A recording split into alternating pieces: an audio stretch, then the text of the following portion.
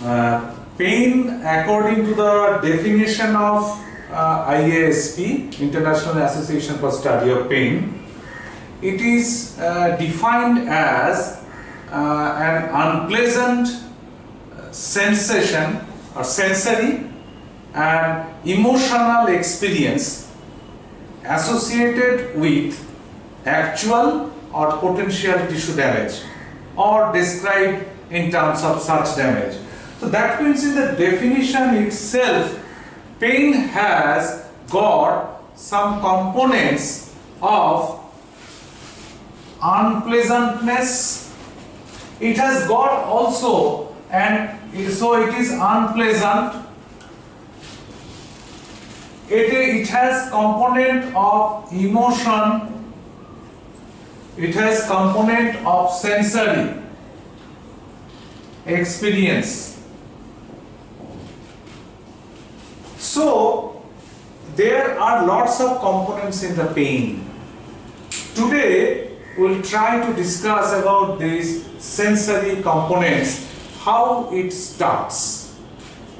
If we want to understand the initiation of the sensory information of the component, we know that it starts from an energy.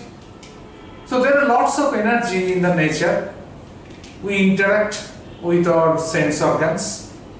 We interact with our rod and cone cells, the electromagnetic energy, light, which is converted into electrochemical fluctuation or electric energy to be perceived by the occipital cortex. Similarly, the auditory cortex receives the energy, the sound energy, which is transducted or changed in those transducers or receptors.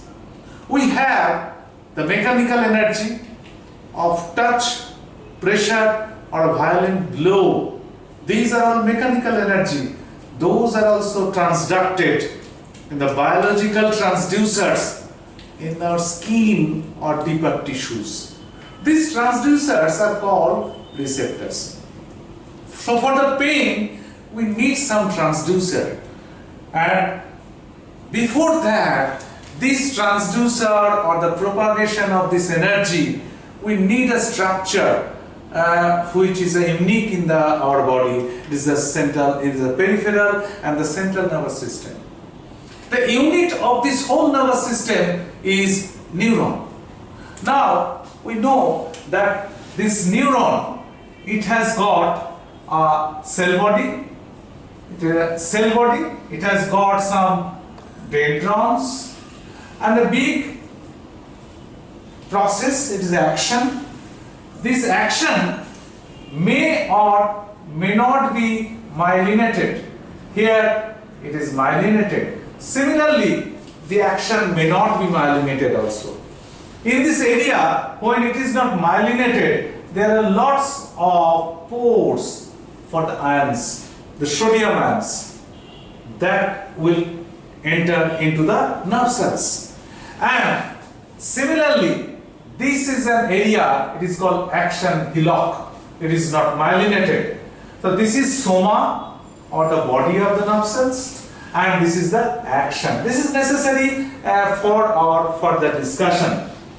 Similarly, at the end of the action, there is this end is like this. There is a bulge. That is the end of the action, or there is a post. It is the, and in between two neurons. The first order neuron, the action ends here, and the second order neuron starts here. And this is synapse. So this synapse, it is not actually connected. The first order neuron and second order neuron is not connected, but it is closely placed. And there are some scaffold which holds this synapse that is also in the central nervous system or in the spinal cord. These are some glial cells. This is astrocyte, like star-shaped. This astrocyte keeps those two neurons together, and so whenever the information comes from first order neuron, it jumps to second order neuron. The astrocytes keep those neurons together. It has got some other roles which will be discussed after some time. This astrocyte also some unique role of preparing the neurotransmitters. The astrocyte also, it is closely related with the blood vessels. By the tight junctions, it embraces the blood vessels. Practically there is no other structure in between these two membranes. This is called tight hugging junctions. And from the blood vessels, the glucose comes. And that glucose is converted into energy. It liberates ATP by the TCA cycle. And these energies are necessary for some functions.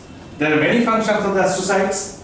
One important function is that when the first order neuron, it liberates some neurotransmitters. These are called glutamate.